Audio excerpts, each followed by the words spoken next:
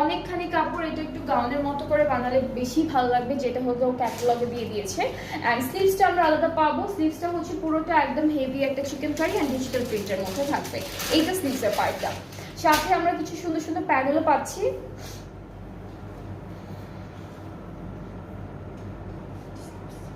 এটা হচ্ছে স্লিভসের বর্ডারে যাচ্ছে, এটা নেকে যাবে আমাদের নেক পার্টের জন্য।